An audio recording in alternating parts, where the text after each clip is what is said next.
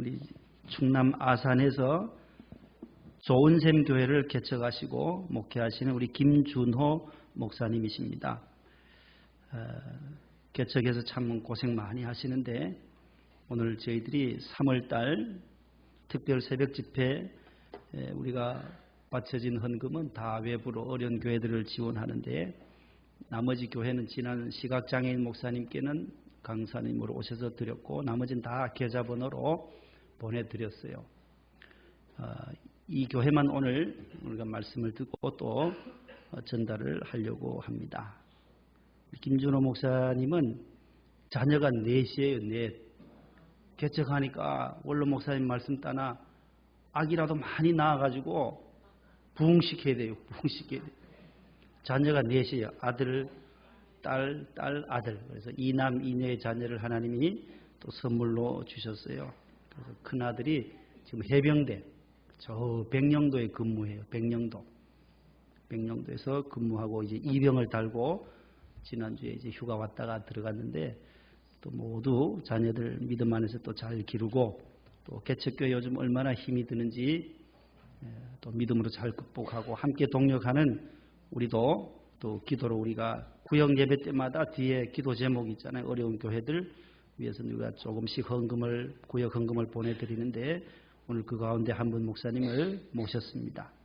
우리 나오셔서 복음에 합당한 일꾼이라는 제하로 말씀 전해주실 때에 큰 은혜 받으시기를 바랍니다.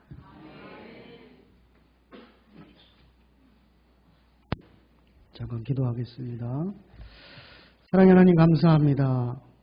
오늘 부족한 종을 이 자리에 설 수 있도록 은혜 주심을 감사합니다. 하나님의 말씀이 증거되고 전달되는 통로로 사용받게 하여 주시고 하나님께서 종의 입술에 종의 혀 밑에 하나님의 말씀을 넣어 주옵소서. 하나님 말씀에 집중하는 시간 갖게 해주시고 성령으로 우리를 또한 충만케 하여 주시고 말씀 안에서 깊은 교통이 있을 수 있도록 지켜 주옵소서. 악한 영이 조금 더 틈못하도록 지켜주시기를 소망하옵고 예수님의 이름으로 기도합니다. 할렐루야. 감사합니다. 저는 충남 아산 소개받은 시골 동네에서 목회하는 김준호 목사입니다. 이렇게 또 대도시까지 와서 설교를 하려니까 굉장히 많이 떨립니다. 사실은. 근데 우리 권사님 찬양이 저를 또 많이 위로해 주시네요. 뒤에서 이렇게 모습을 보니까 죄송합니다만 개미 허리 같은데 그렇게 아주 큰 소리로 이렇게 우렁차게 나오시는 거 보니까 참 KBS에 나오셔야 될 것 같은데 벌써 나오셨나요? 예. 저도 이제 KBS 좀 가보려고요. 예. KBS는 기독교하고 좀 상관이 없나요? CBS를 좀 나가야 되나요? 저는 충청도에서 태어나서 고3 때 예수님을 믿게 되었고, 저를 인도하신 목사님께서 신학을 저 경안 성서신학원으로 인도하셨어요. 그래서 그곳에서 우리 안 목사님께 영어 수업도 듣고 헬라어 수업도 듣고 뭐 여러 가지 수업을 많이 배웠습니다. 사실은 우리 은사 목사님이세요. 굉장히 훌륭하신 목사님이죠. 예. 그때는 제가 공부는 좀 했습니다. 예. 요즘 충청도 하면은 막 늦다고 그러잖아요. 늦을까요? 빠를까요? 굉장히 빠르죠. 아버지 돌 굴러가요. 그러면 어떻게 돼요? 예? 벌써 맞았다고요? 냅다 피했다 이놈아. 그런 데 있잖아요. 저 아들이 위에서 두 갠디 그랬대. 두 갠디. 그런데요. 저 건너편에 할아버지께서 어젯밤에 돌아가셨어요. 이 말을 우리 충청도에서는 뭐라고 하시는지 아세요? 갓디야. 굉장히 빨라요, 충청도는. 동작이 엄청 빨라요. 어르신이니까 가셨어요. 뇌자만 하면 돼요. 애들이나 좀 이렇게 나이 연세 친구분이나 이렇게 가시오.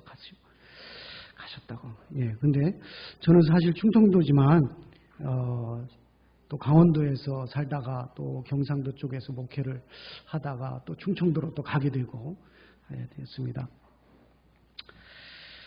자, 오늘 말씀에 집중했으면 좋겠습니다.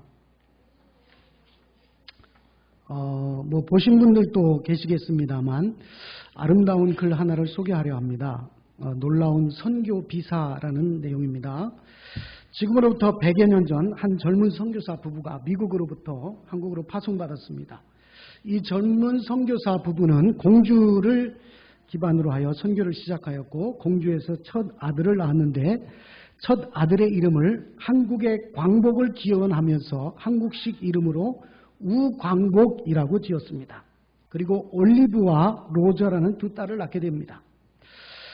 그런데 이 선교사님이 1906년 2월 논산지방 부흥회를 인도하고 돌아오다가 밤이 되어서 비를 피하여 상역간에 잠시 쉬었는데 전날 장티푸스로 죽은 사람을 장례하고 그 장례용품을 보관했던 곳이었기 때문에 이 선교사님이 장티푸스에 감염되어서 세상을 떠나게 되었습니다. 졸지의 선교사님 부인은 과부가 되어서 미국으로 돌아갔는데요. 놀라운 사실은 2년 후에 선교사님의 부인이었던 이 월리엄 부인이 자녀를 데리고 다시 한국 공주로 돌아왔습니다. 그리고 공주의 큰 교회들을 세우는 데 기여를 하고 47년간이나 선교사역을 합니다. 그런데 안타깝게도 두 딸이 또 풍토병에 걸려서 죽임을 당하게 되었고 우광복의 여동생 올리브는 11살에 죽어서 공주 땅 영면동산에 묻히게 됩니다. 우광복은 공주에서 태어나서 초등학교, 중학교를 나오고 다시 미국으로 갔다가 다시 한국에 나오는데 그때가 바로 일제 식민지 통치에 해방되어서 하지 장군이라는 사람이 군정관으로 한국을 신탁 통치하던 때입니다. 그때 영어와 한국말을 능통하게 구사할 사람이 필요했는데 바로 그 사람이 선교사의 아들 우광복이었습니다. 그래서 우광복이 이 하지의 참모가 되어서 한국 정부 수립을 관여를 하는데요. 그때 하지가 우광복에게 자네가 한국 실정을 잘 아니 앞으로 한국을 이끌어줄 인재 50명을 추천해달라고 합니다. 이 우광복은 어머니에게 상의한 후에 어머니가 추천해주는 50명을 하지 장군에게 소개했습니다. 놀라운 사실은 그 중에 48명이 거의 다 기독교인이었다는 사실입니다. 그래서 한국 정부 수립 때 요소에 기독교인들이 들어가서 나라를 세우게 됩니다. 특히 문교부 장관의 기독교인이 임명되어 미신타파를 시작했고 국방부 장관이 기독교인이 되어서 군대 안에 군목제도의 토대를 마련하고 한국군을 하나님의 군대로 만들어가게 되었습니다. 그리고 제헌국회, 국회의원의 거의 모두가 기독교인이었다고 합니다. 지금도 우리나라 제헌국회 속기로 첫 장을 열면 기도로 국회를 개원했던 것을 알 수 있습니다. 1948년 5월 30일 이승만은 이윤영 목사에게 기도로 국회를 열 것을 주문합니다. 그래서 그분이 이렇게 기도합니다. 대한민국 독립민주국 제1차 회의를 여기서 열게 된 것을 우리가 하나님에게 감사할 것입니다. 나는 먼저 우리가 다 성심으로 일어서서 하나님에게 감사를 드릴 터인데 이윤영 의원 나오셔서 하나님에게 기도를 올려주시기 바랍니다.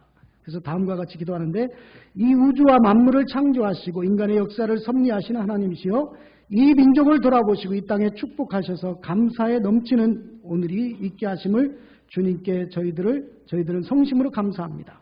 오랜 시일 동안 이 민족의 고통의 호소를 들으사 정의의 칼을 빼서 일제의 폭력을 굽히사 하나님은 이제 세계 만방의 양심을 움직이시고 또한 우리 민족의 염원을 들으심으로 이 기쁜 역사적 환희의 날을 이 시간에 우리에게 오게 하심은 하나님의 섭리가 만방에 성시하신 것으로 저희들은 믿나이다. 그래서 이렇게 기도했다 합니다.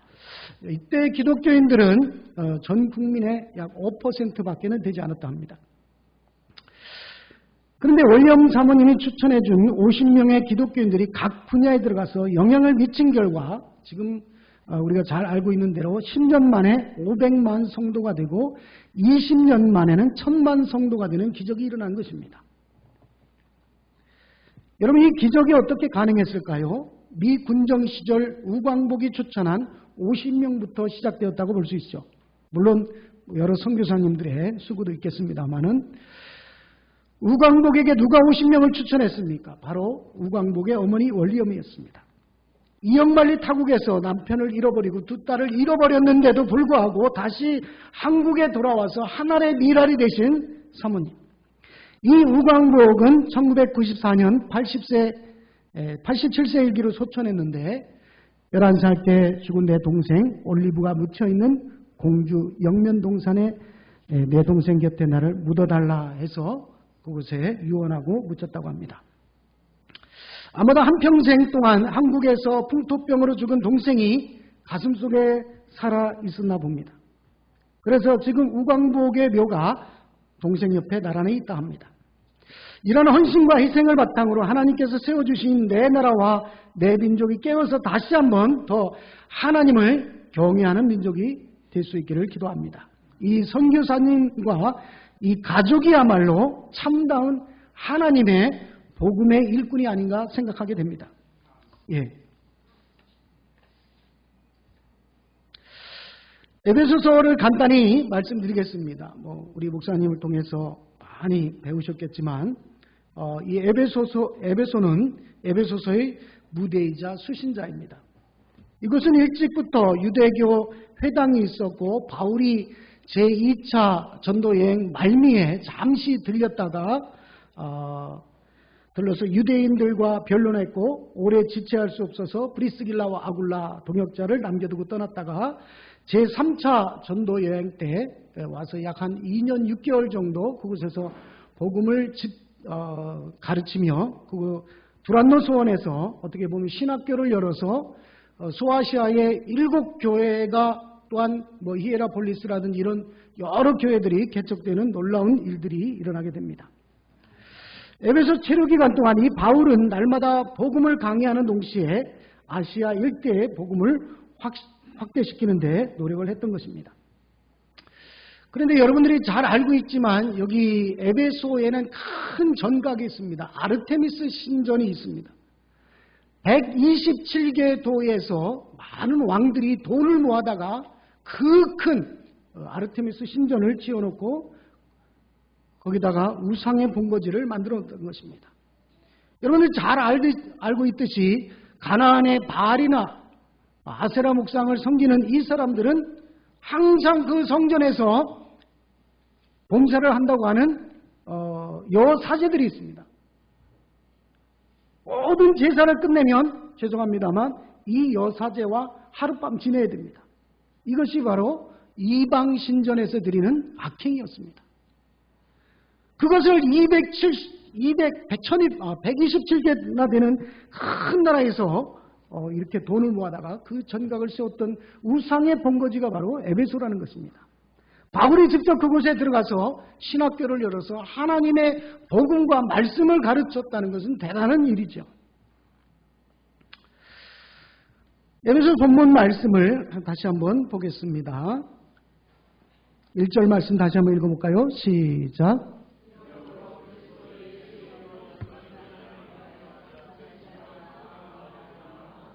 예, 이러므로 그리스도 예수의 일로 너희 이방인을 위하여 갇힌 자 된 나 바울이 말하겠노라.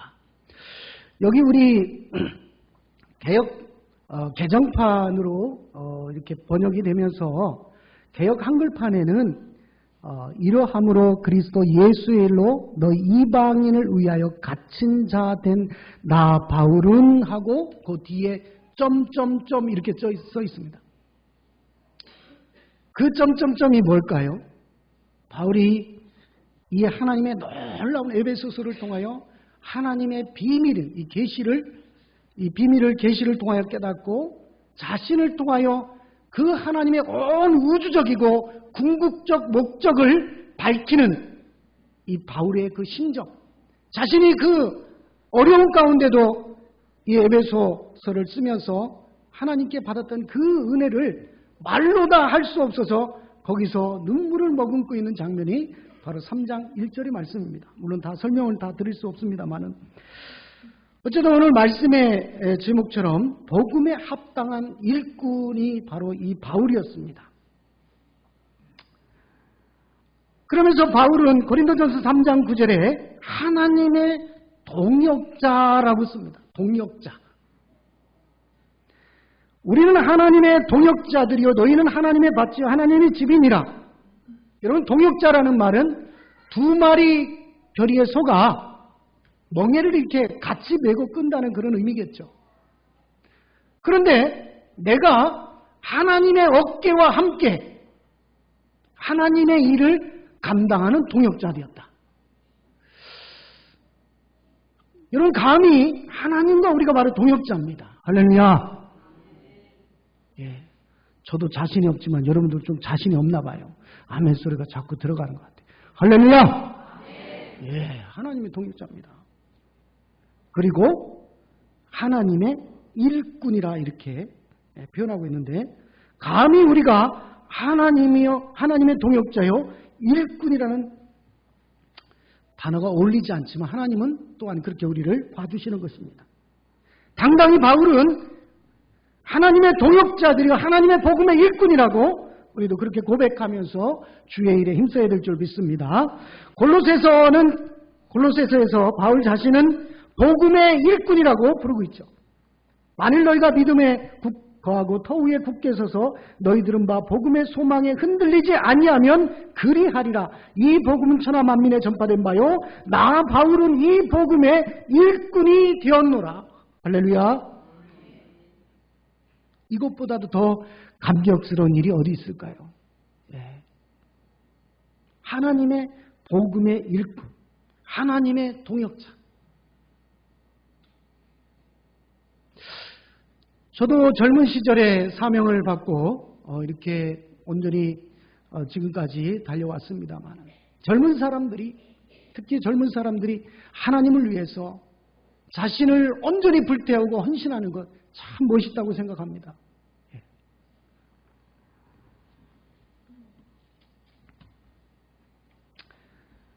이러므로 그리스도 예수의 일로 너 이방인을 위하여 갇힌 자 된 나 바울이 말하거니와. 갇힌 자 된 바울. 첫 번째 의미는 육적으로 자신이 복음을 전하다가 로마 감옥에 갇혀 있습니다. 사실은 이제 그때 가택연금 상태에 있습니다. 가택연금 상태. 그런데 사실은 여기에 갇힌 자뿐만 아니라 바로 그리스도의 죄수된 나 바울라는 의미가 들어 있습니다. 그리스도의 죄수, 죄인된, 그러니까 그리스도의 종으로 붙잡힌 바 된 바울을 말하고 있는 것입니다.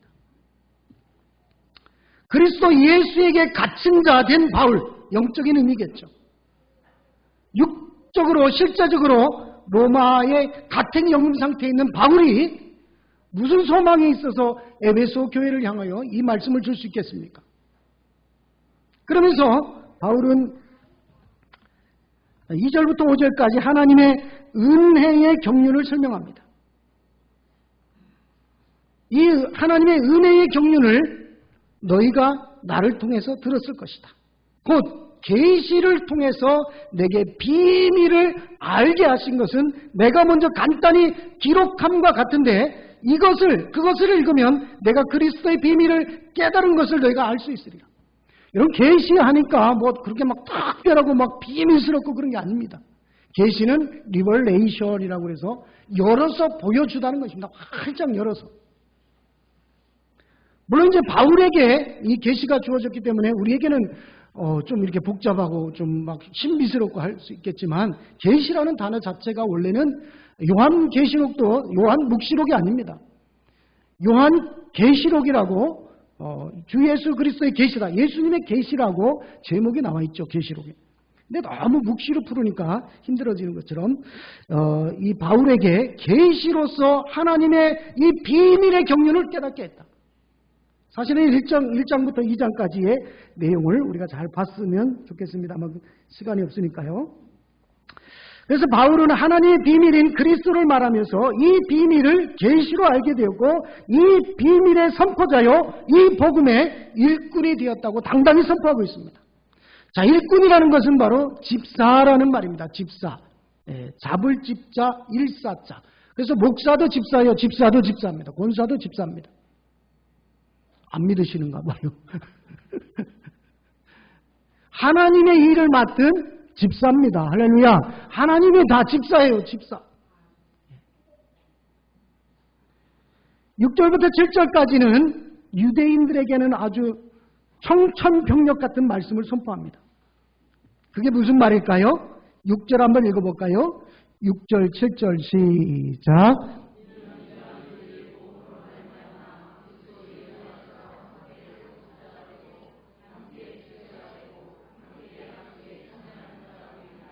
이 복음을 위하여 그의 능력이 역사하시는 대로 내게 주신 하나님의 은혜의 선물을 따라 내가 일꾼이 되었노라. 아멘. 유대인들에게는 왜 이 말이 마른 하늘의 벼락 같을까요? 이는 이방인들이 복음을 통해서 그리스도 예수 안에서 함께 상속자 되고 함께 지체가 되고 함께 약속에 참여한 자입니다. 예수님과 유업을 나누는 바로 하나님의 자녀가 된다는 사실. 이방인이 우리가 볼 때는 굉장한 은혜죠. 감사한 일이죠. 근데 유대인은요, 선민의식이 있습니다. 자신들만 우월하고 자신들만 하나님의 자녀이고 자신들만 하나님 나라에 들어가는 것으로 착각하고 있습니다. 이방인들은 지옥의 땔감용으로 지었고 이방인들을 짐승으로 여기는 사람들이 바로 유대인들입니다. 그런데 여러분, 옛날에 주인과 하인이 같은 상에 먹을 수 있어요, 없어요? 같은 사람이지만 절대로 그럴 수 없죠. 그거보다도 더 못한 것이 유대인들의 생각입니다. 근데 바울도 처음에는 그랬겠죠. 근데 바울이 복음을 깨닫고 말씀을 깨닫고 보니까 자기가 계시를 받고 이렇게 이방인들을 위해서 복음을 헌신적으로 정말로 몸을 아끼지 않고 온 세상을 다니면서 복음을 전했는데, 이는 바로 그 이유는 이방인들이 복음으로 말미암아 예수 그리스도 안에서 함께 상속자 되는 하나님의 유업을 나눠받는 사람들이 된다. 내가 이 복음을 위해서 그의 능력이 역사하시는 대로 내게 주시는 하나님의 은혜의 선물을 따라 내가 일꾼 되었다. 일꾼, 하나님의 일을 붙잡은 집사가 되었다는 것입니다. 8절 9절에 보면 나약하고 부족한 바울을 하나님께서 자신을 이방인을 위한 사도로 부르셨다고 증거하고 있죠. 자, 모든 성도 중에 지극히 작은 자보다 더 작은 나에게 이 은혜를 주신 것은 측량할 수 없는 그리스도의 풍성함을 이방인에게 전하게 하시고, 측량할 수 없다 이 말은 우리나라는 레이크라고 하는 호수, 큰 호수는 없습니다만은 엄청나게 큰 호수가 너무너무 깊어서 그 소리가 전달되지 않을 만큼 깊은 그 뜻을 담고 있는 것이 바로 이 측량할 수 없다라는 뜻입니다.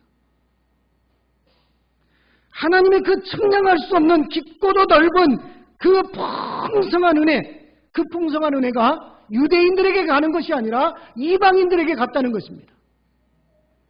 이 영원부터 만물을 창조하신 하나님 속 안에 감추었던 이 비밀의 경륜이 다른 사람이 아니라 성도 중에 지극히 작은 자보다 더 작은 나에게, 팔싹둥이 바울에게, 머리는 다 벗겨졌고 죄송합니다. 코는 매부리코예요. 다리는 안짱다리요. 병은 온갖 종합병원을 다 가지고 있는 이 바울에게 이 놀라운 하나님의 비밀의 경륜을 바울을 통하여, 여러분 에베소서를 보면 1장부터 보면 바울을 통하여 이 비밀의 경륜과 예정하심과 선택하심이 바울을 통하여 밝혀지게 됩니다. 그래서 바울이 3장 1절에 눈물을 흘린 것입니다.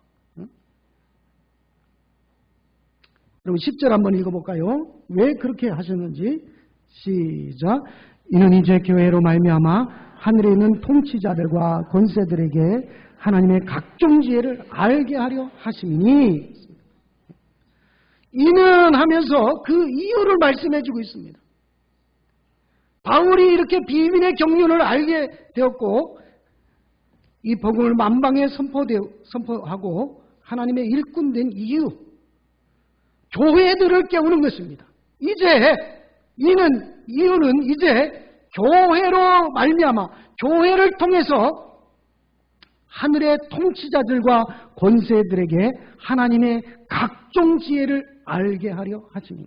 통치자들, 권세자들은 하늘의 천만, 천군, 천사들입니다. 그럼 바울이 천군, 천사들에게 왜 복음을 알게 할까요? 그게 아니고 그 온 우주 가운데 하나님이 창조하신 모든 영적 세계와 이 땅 위의 육적 세계까지 하나님의 이 교회가 해야 할 일을 말씀해 주는 말씀이죠. 교회의 사명, 교회의 할 일, 교회가 바로 하나님의 복음의 일꾼 되어서 하나님의 말씀을 가르치고 선포하고 주의 복음을 전파하는 일을 해야 된다는 것입니다. 저 국회의상의 땅에 국회의원들에게 맡긴 것이 아닙니다. 장관들에게 맡긴 것이 아니고 대통령에게 맡긴 것이 아니고 바로 이 교회된 우리에게 이 하늘의 통치자들과 권세들에게 하나님의 각종 지혜와 이 선택받은 이 비밀과 주 예수 그리스도의 비밀을 선포하도록 우리를 인도하시고 우리를 불러주신 것입니다. 할렐루야.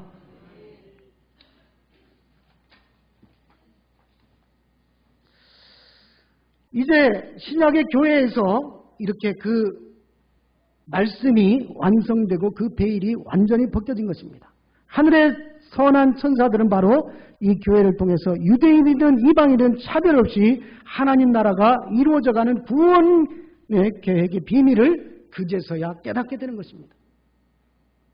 천군 천사들에게 이 사명을 맡긴 것이 아니라 하나님의 형상과 모양을 따라서 지음받은 우리 인간에게 하나님께서 이 비밀의 복음을 우리에게 가르쳐 주시고 계시로 알게 하시고 깨닫게 해주신 것입니다. 그래서 이 사명을 감당하라는 것입니다. 그것은 영원전부터 우리 주 예수 안에서 예정하신 뜻대로 하실 것이다. 바울을 통하여 오늘 우리에게 이 말씀을 주시고 있습니다. 그 세대들의 목적에 따라 이제는 바울을 따라 이 새 시대의 복음은 우리가 책임져야 됩니다. 이제 우리는 하나님의 선한 일꾼으로 해야 할 일들이 많이 있습니다. 에베소서를 통하여 하나님의 예정하신 은혜와 하나님 안에 감춰진 이 비밀의 경륜을 알게 되었고 이제 교회가 할 일들이 만천하에 드러난 것입니다. 교회의 영광스러운 선포 사역은 하늘의 천사들에게까지 하나님의 이 비밀의 경륜이 첫 번째 이방인과 유대인과 이 하나됨. 유대인들은 참 믿지도 못합니다. 이 사실을. 교회의 하나됨, 우주와 하늘 가운데 하나님의 구원의 경륜을 통치자들과 권세들에게 하나님의 각종 지혜를 알게 하며 더 나아가 만방에 이 하나님의 비밀의 경륜을 드러내고 가르쳐야 된다는 사명입니다. 이 복음 전파의 사명입니다. 이를 위하여 우리는 하나님의 일꾼이 된 줄 믿습니다. 이 복음은 바로 하나님이 하나님 되신가 그분만이 창조주요 온 우주를 경영하시는 하나님으로 우리 아버지로 나를 존재케 하시고 우리가 살아갈 이유를 주신 분으로 우리가 선포해야 됩니다. 예수님이 하나님이셨지만 우리 죄를 위해서 이 땅에 오셨고 우리 죄짐을 대신하기 위해 십자가에 죽으시고 장사 지낸 바 되었다가 3일 만에 살아나셨고 하늘의 영광의 보좌에 승천하셨으며 다시 오실 그리스도 예수이신 것을 우리가 선포하는 일입니다. 이 고백과 선포가 얼마나 중요한지요. 바울이 그랬듯이 이제 이 시대에 우리가 하나님의 복음의 일꾼이 된 것입니다. 저는 지금 개인적으로 오늘까지 40일 작정 전도 18일 차입니다. 금식 기도도 40일 하는데 비가 오나 눈이 오나 40일 작정 전도를 하자 해가지고 이렇게 밴드에 올리기도 하고 좀 지금 죄송합니다만 조금 일찍 와서 오늘 할 수가 없잖아요. 제가 오늘 주일 예배 드리고 원래 이제 저희들은 오후 예배라 제가 예배 드리고 이제 밖에 나가서 1시간 정도 전도를 하는데요. 좀 일찍 와서 이 신정사거리에서 조금 복음을 전했는데 저는 서울 사람들은 좀 틀린가 했더니 충청도나 서산이나 좀 비슷해요. 서울이나. 그래도 여기 보니까 서울 분들이 예수 믿는 분들이 많더라고요. 예. 안 받는 사람도 많고 싸나운 사람도 많고 불교라니까요. 불교요. 불교. 막 혼내는 사람도 있어요. 막. 예. 근데 우리 같이 이제 복음을 전하는 목사님이 한 35세 정도 되는 그 애기 엄마들에게 명랑 핫도그 앞에서 복음을 전하다가 자, 오늘 좋은 날입니다. 예수 믿고 구원 받으세요. 행복하세요. 그랬더니 그 젊은 여자 아주머니들인지 아가씨들인지 뭐라고 한지 아세요? 꺼져 그러더래요. 꺼져. 저보다 한 10살은 많으신 목사님이에요. 저는 젊으니까요. 저는 28살이거든요. 제가. 꺼져 그러더래요. 꺼져. 이분이 가서 뭐 강제적으로 뭐 추행한 것도 아니고 뭐 손을 뭐 잡은 것도 아니고. 그래서 이분들하고는 대화를 안 되겠다 싶어서 그러시냐고 정중하게 인사하고 되돌아갔는데 뒤에서 그냥 또 심한 욕을 했나 봅니다. 쫓아가서 지금 한 말 다시 한번 해보시라고. 그랬더니 이 여자분이 어떡하는지 아세요? 핸드폰을 꺼내가지고 112를 신고하는 거예요. 여기 나쁜 사람이 있고 무서운 사람이 있으니까 빨리 잡아가라고. 응? 세상이 이런 세상입니다. 위아래도 없고. 그렇죠. 어르신 여기는 고개 끄덕끄덕 하시네 그냥. 응? 젊은 것들이 말이야 그냥 요즘 그냥 맨날 중고등 뭐 되는 놈들도 막 이렇게 붙어 있어 그냥 붙어 있어요. 응? 저희가 이제 붕어빵 전도를 제가 지금 한 1년 정도 하고 있습니다. 이제 시골교회 뭐 도와주기도 하고 어려운 교회 도와주기도 하고 우리 목동 명성교회에서 한 30만 원 또 보내주셔서 그 붕어빵 믹스를 사는데 파다고 사면 한 5만 원 정도 듭니다. 그거 한 번 할 때 또 식사 대접도 해야 되니까 한 10만 원 정도 들어요. 그래서 그런 것도 하고 있고 그러면서 제가 1년 정도 하니까 사람들은 그럽니다. 야 붕어빵 전도하면 뭐 부흥이 됩니까? 맨날 묻는 게 그거예요. 뭐 전도가 얼마나 됐습니까? 하는 게 중요하죠. 예? 복음 전파하는 게 중요하죠. 지나가는 사람에게 예수 믿으세요. 예수 믿어? Are you saved? If you die tonight, are you going to heaven? 여러분 이 영어 들어보셨죠? 프랭크 제너 할아버지가 호주 조지 스트리트에서 40년간 복음을 전했대요. 들어보셨죠? 그런데 어떻게 됐어요? 자기 앞에서 현장에서 내가 예수 믿을게 고백한 사람은 한 사람도 없었대요. 근데 나중에 알고 보니까 14만 6천 명이 결신하고 예수를 믿은 거예요. 예? 여러분 그냥 지나가면서 무조건 복음 전하세요. 그 열매를 바라고 뭐 그렇게 했으면 뭐 우리도 뭐 목동 명성만큼 부흥했겠죠. 예. 그게 뭐 제 맘대로 됩니까? 제가 할 일은 자녀 많이 낳으면 되는 거 아니겠어요?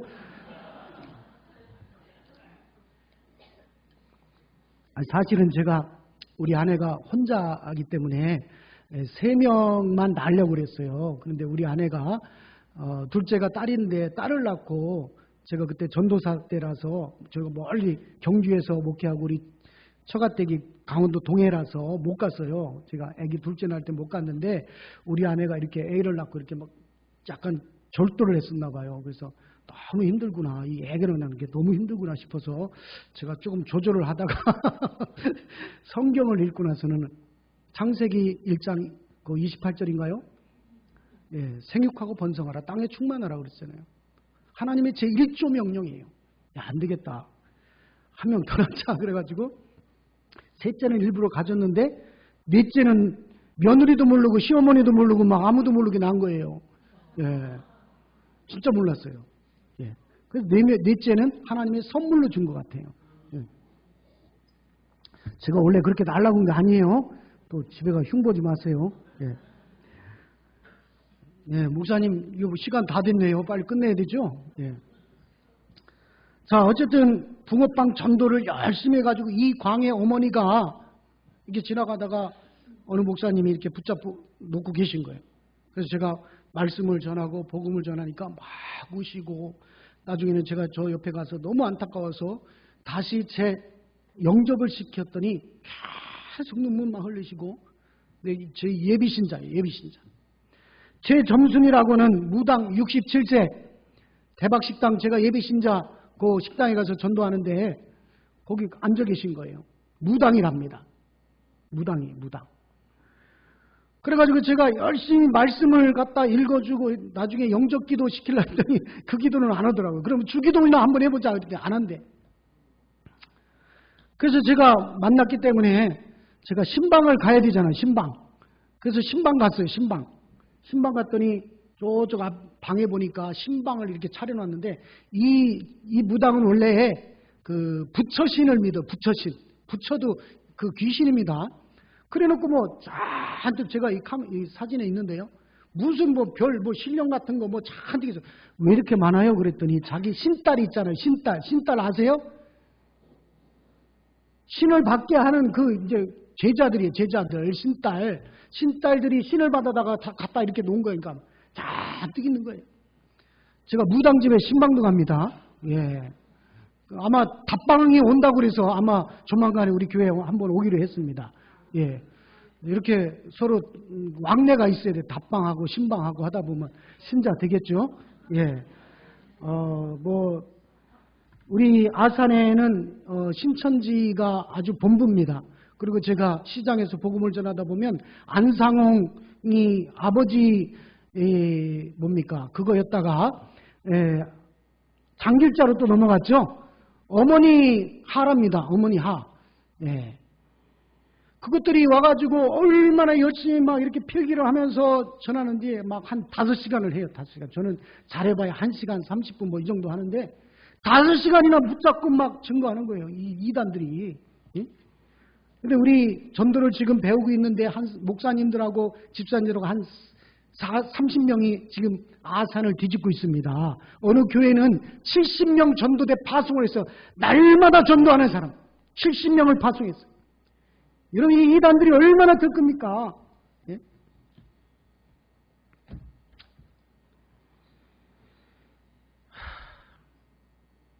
나와 우리 가족은 어떤 유산과 어떤 믿음을 남겨야 될까요? 우리 자녀들에게.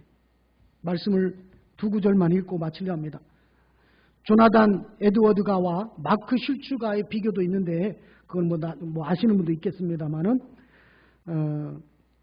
고린도전서 15장 58절에 보니까 그러므로 내 사랑하는 형제들아 전실하며 흔들리지 말고 항상 주의 일에 더욱 힘쓰는 자들이 되라. 이는 너희 수고가 주 안에서 헛되지 않은 줄 알미라. 우리가 끝까지 달려갈 수 있는 것은 바로 이 말씀 때문입니다. 항상 힘쓰라는 거예요. 항상. 그리고 다니엘서 2장 44절에 보니까 그 바벨론의 느부갓네살 왕이 신상 꿈을 꾸잖아요. 이 여러 왕들의 시대에 하늘의 하나님이 한 나라를 세우는데 이것은 영원히 망하지도 아니할 것이요 그 국권이 다른 백성에게 돌아가지도 아니할 것이요 도리어 이 모든 나라를 쳐서 멸망시키고 영원히 설 나라가 있다. 역사적으로 그렇게 강대한 나라 아수르, 바벨론, 페르시아, 로마도 다 무너지고 하나님 나라만이 영원하고 영원한 나라요 그 나라를 위하여 일한 것만 남는 줄 믿습니다. 예? 그래서 내가 하는 사업이나 직장은 바로 부업입니다. 부업이에요. 교회에서 하는 사역과 일은 바로 본업입니다. 본업에 충실하고 내일을 웃을 수 있는 목동명성의 성도들이 되었으면 좋겠습니다. 기도하겠습니다. 사랑의 하나님 감사합니다. 오늘 부족한 종을 통하여 하나님의 복음에 합당한 일꾼이라는 제목의 말씀을 하나님께서 말씀해 주심을 감사합니다. 우리 모두 더 정진하여 하나님의 복음에 합당한 일꾼들로 쓰임받게 해주시고 목동명성 성전을 섬기시는 우리 담임 목사님과 우리 모든 성도들에게 하나님의 은총과 능력이 함께 하옵소서. 감사드리며 예수님의 이름으로 기도합니다. 아멘.